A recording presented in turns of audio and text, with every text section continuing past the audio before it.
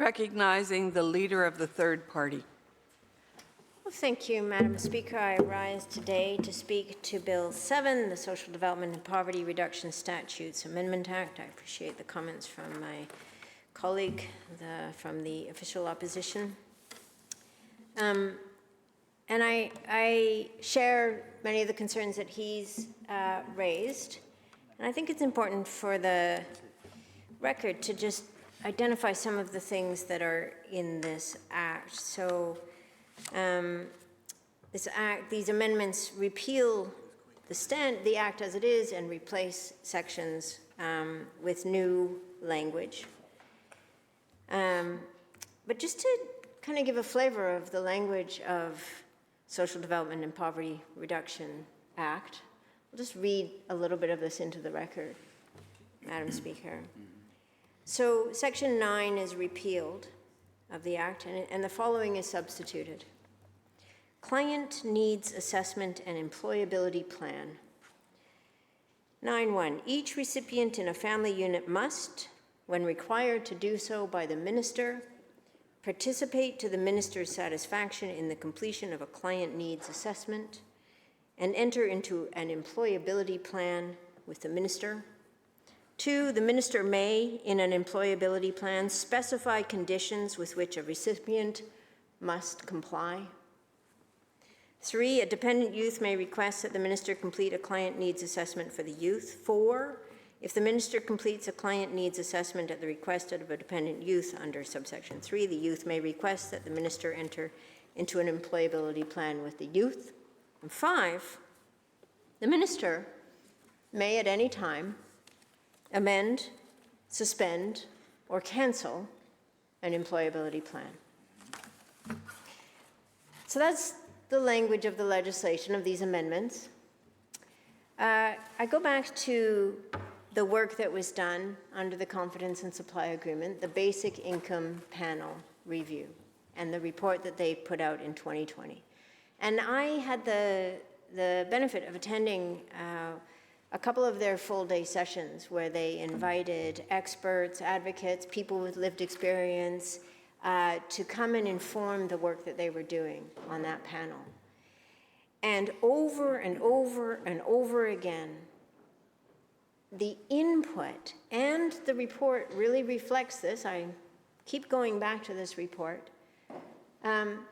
is that the system for income assistance, the system for assistance for people with disabilities is incredibly complex, incredibly difficult for people to navigate. And I've got a document. I know I won't hold it up because I know the rule about props, but I could describe what looks like a very, very complicated color wheel that shows over 120 support programs that are available to people on income assistance and disability, but the literally dozens of agencies by which people need to navigate to access those supports, the dozen of federal and dozen of provincial ministries that are the direct access points.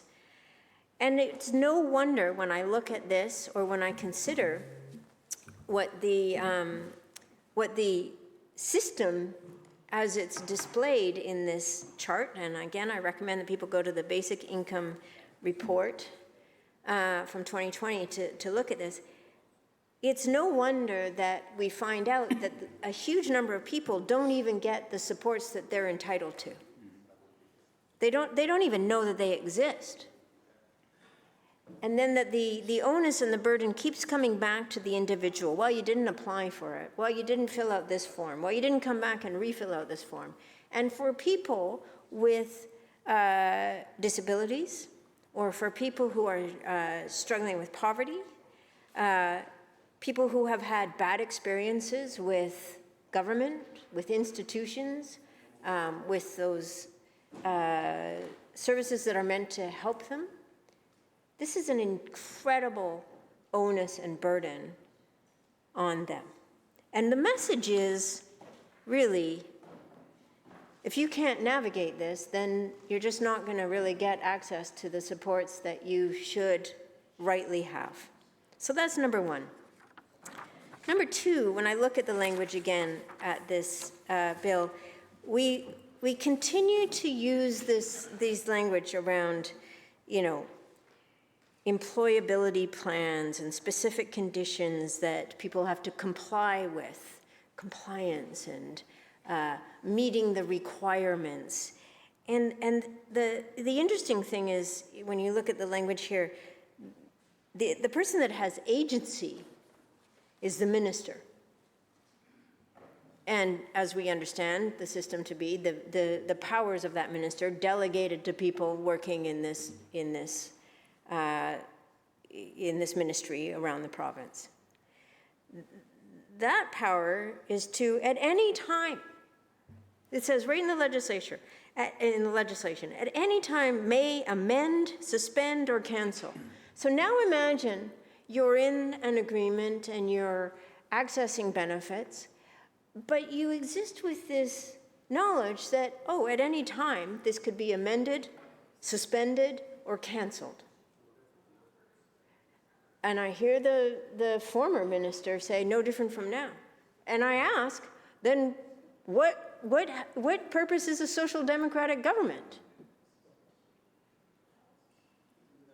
Where's the 2016 NDP, Madam Speaker, who would have been saying exactly what I'm saying right now? Who would have been saying it's not good enough that people are living so far below the poverty line that there's not a chance that they're going to get out of that trap. Not a chance. But instead, it's like, no, this is fine. We'll just carry on.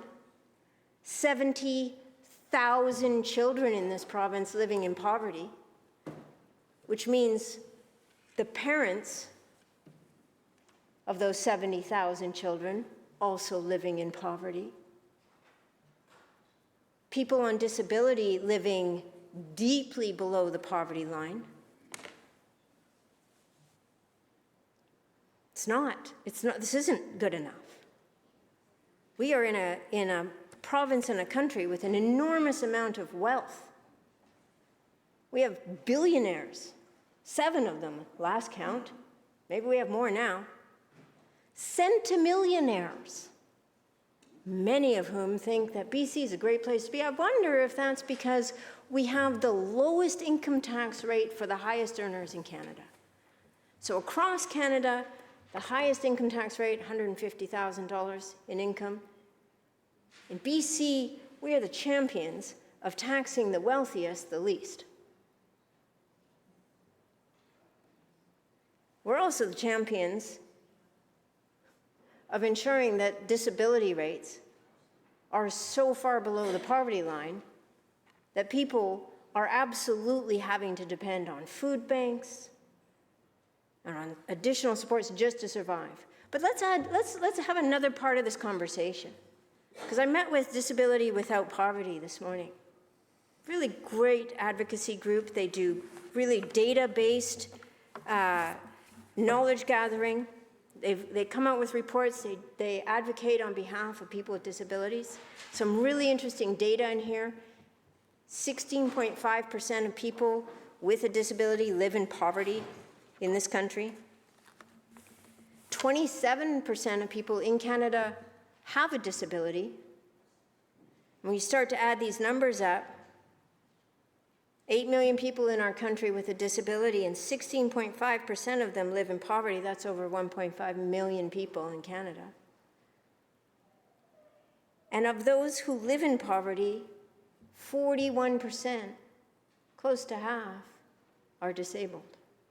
There is a very direct connection between disability and poverty.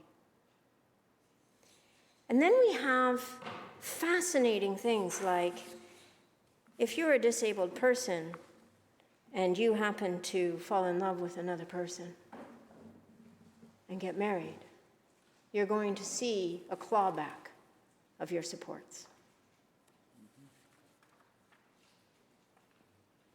In 2024, in Canada, we have governments who think it's okay to determine whether a person with disabilities should experience clawbacks if they want to enter into a relationship with somebody else.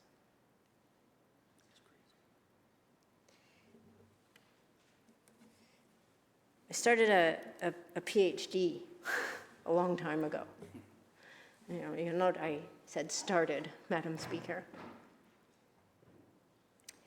I have a master's degree in medieval history, but I was very fascinated, I still am, with Tudor England, the England of the Henry VIII, Henry VII, Henry Tudor, Henry VIII, we all know about him, and Elizabeth I.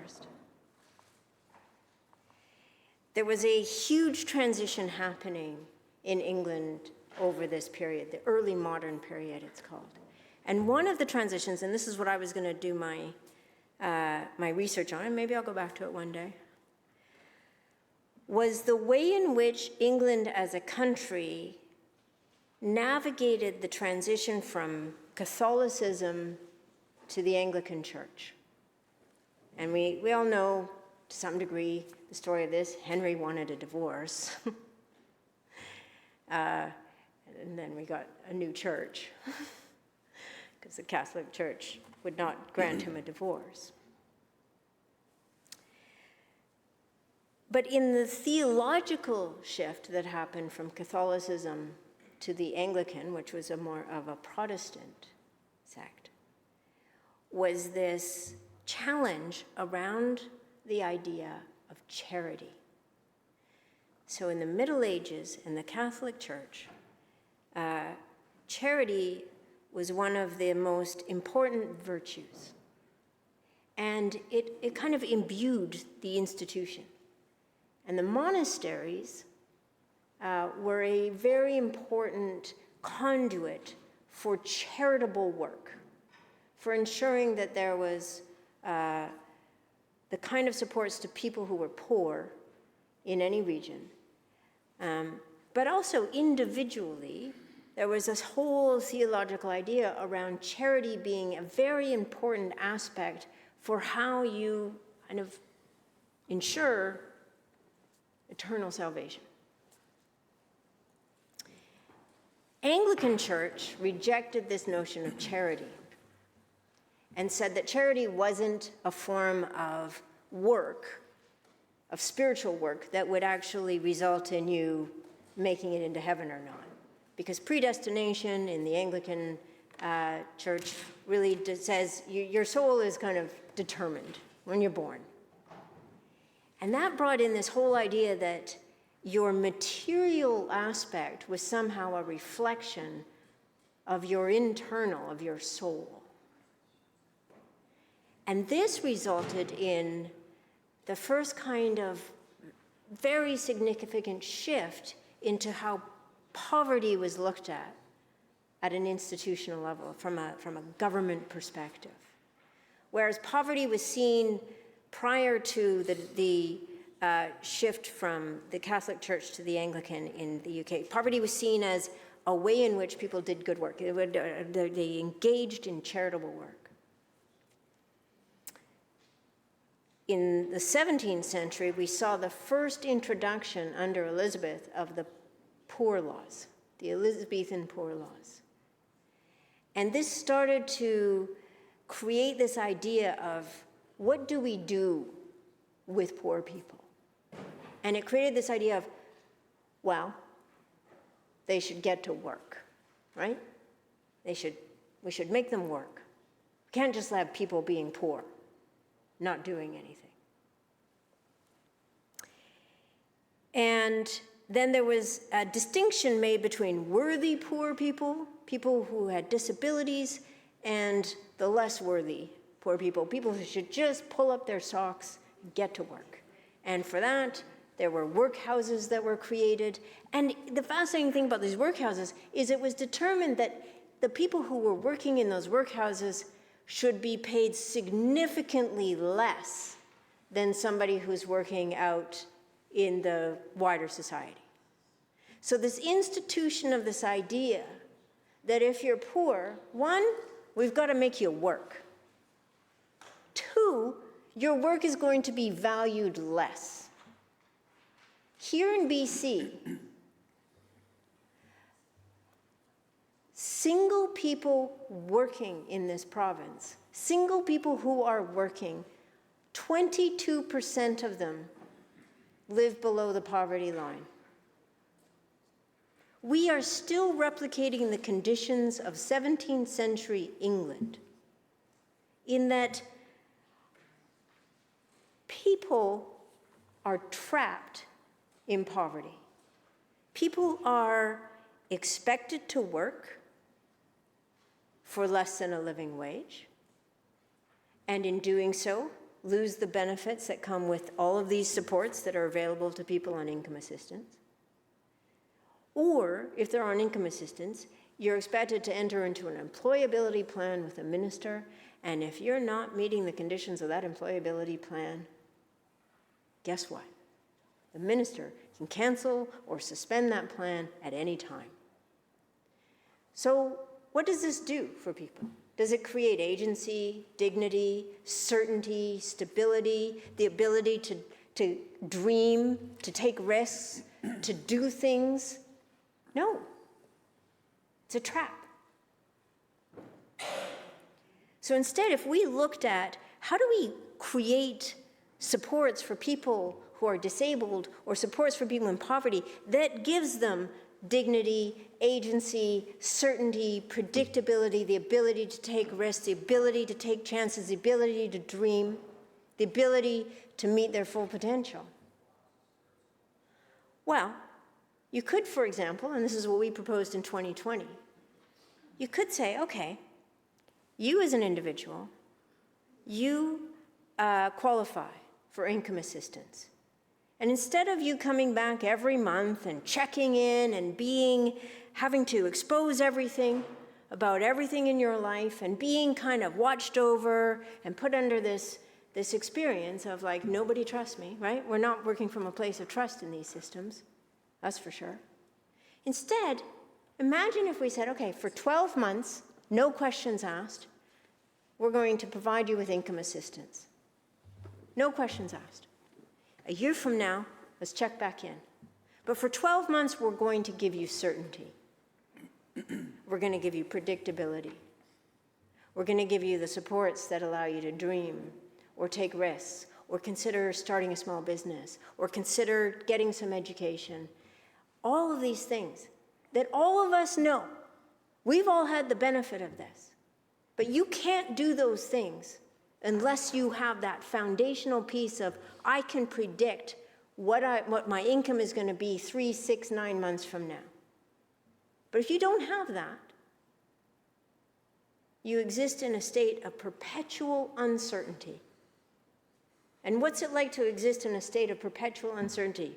None of us know that, at least not for the last little while. We've got pretty good certainty. We know the checks are going to be deposited in our bank account every 2 weeks. We know that our expenses are going to be covered. We know that we're going to eat well, right?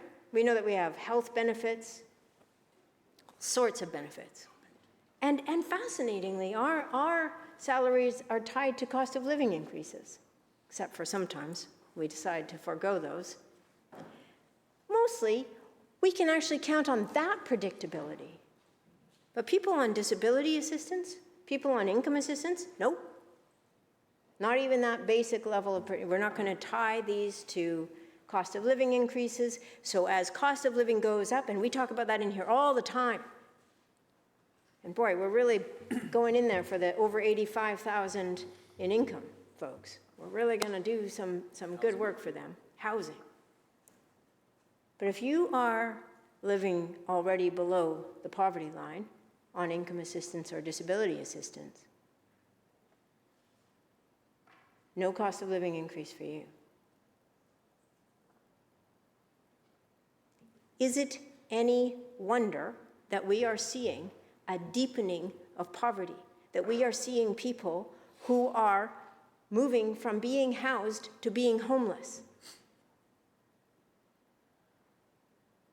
We have unchecked market forces, particularly when it comes to housing, and yet checks on everything a person does if they're collecting disability or income assistance. Boy, oh boy, do we keep a close eye. We monitor everything.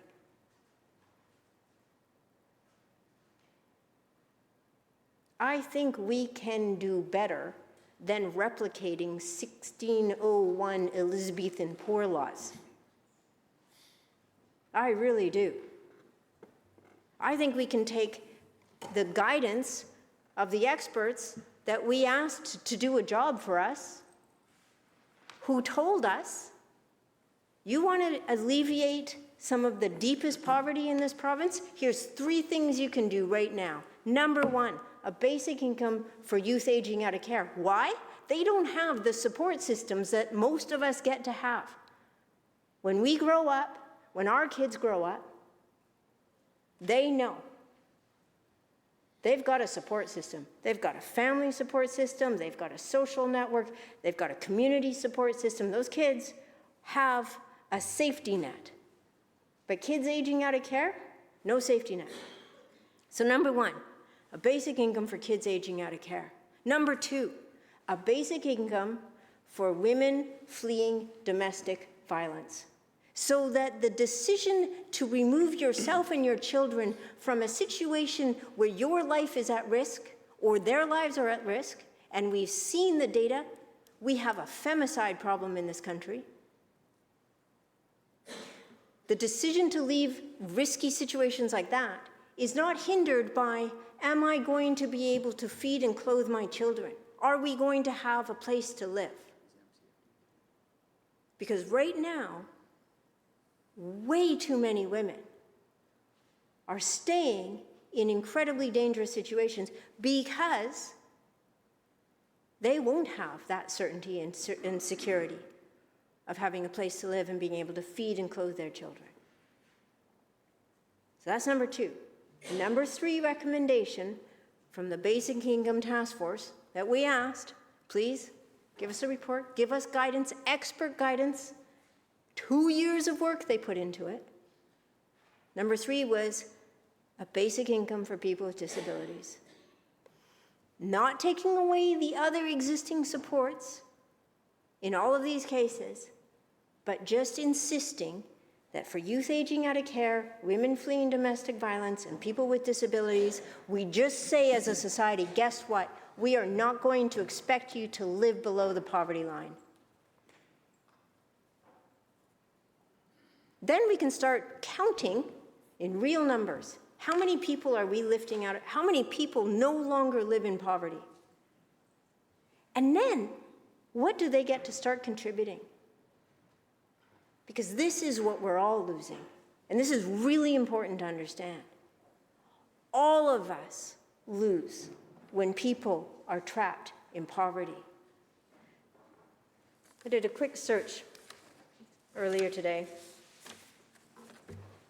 There's people with disabilities who have made contributions that all of us benefit from. Stephen Hawking. Nobody told Stephen Hawking, sorry, you're going to just have to live below the poverty line while you figure out the nature of the universe. But had Stephen Hawking been told, sorry, you're going to have to just live below the poverty line, I don't think he would have figured out the nature of the universe if he didn't know where his next meal was going to come from, or whether he had a place to live, or whether his benefits would be clawed back if he got married to the woman he loved. Frida Kahlo, Helen Keller, oh, Franklin Roosevelt, Stevie Wonder, Michael J. Fox, Andrea Bocelli, Marley Martin, Christopher Reeve, Beethoven.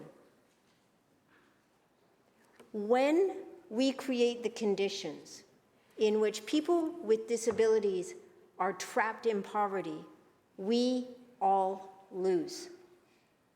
All of us.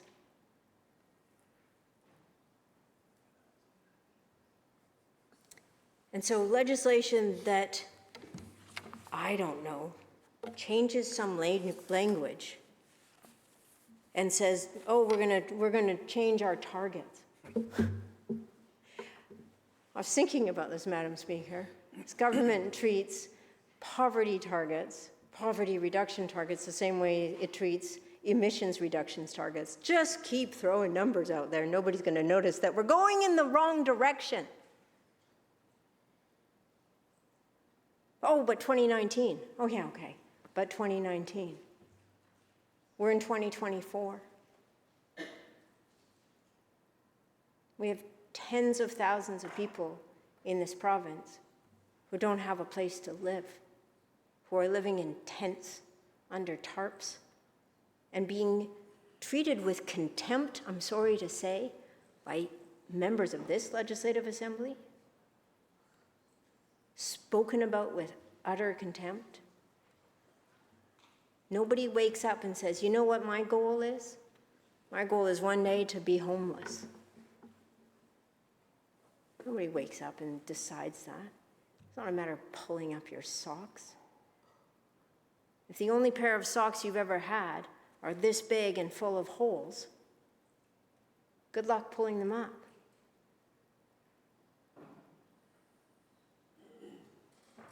We need to reframe how we treat poverty and disability. And we can. We always have the choice. But where we are right now is a matter of policy decisions. Policy decisions have gotten us here. And policy decisions will either keep us here or they will move us somewhere else. But what I see in this legislation and what I see from this government is we're pretty good with the policy decisions that got us here. And you know where I see that the most, Madam Speaker? I often say this. The government tells you what it values by how it spends its money.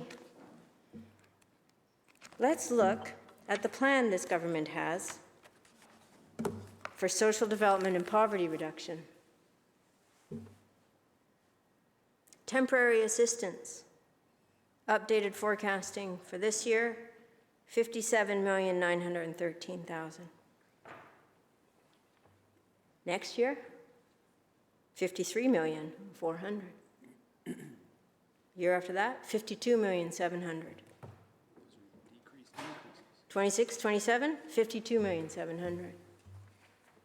So either we're solving poverty and people aren't going to need temporary assistance, which I don't think is the case, or we're budgeting to provide less to people when they need assistance.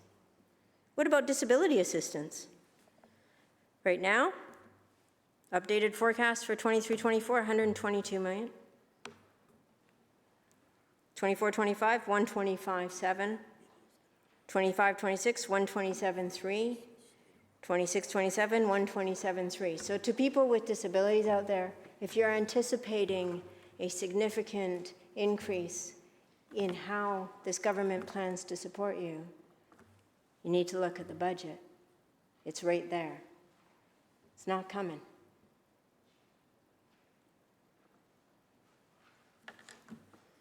If only they were a fossil fuel company, tax credits.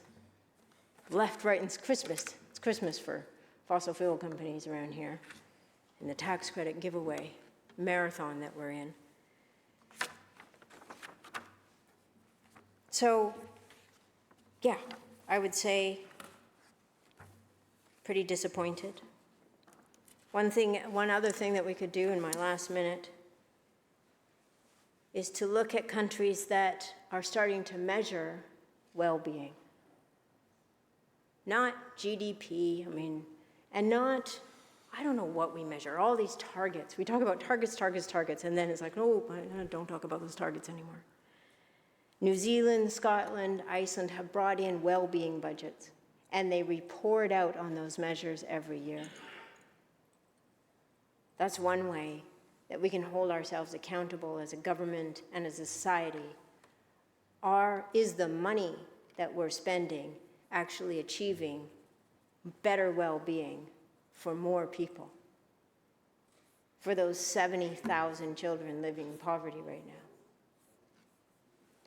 I would hope that that's something that we'd all want to be doing, and I'm waiting to see evidence of that from this government. Thank you.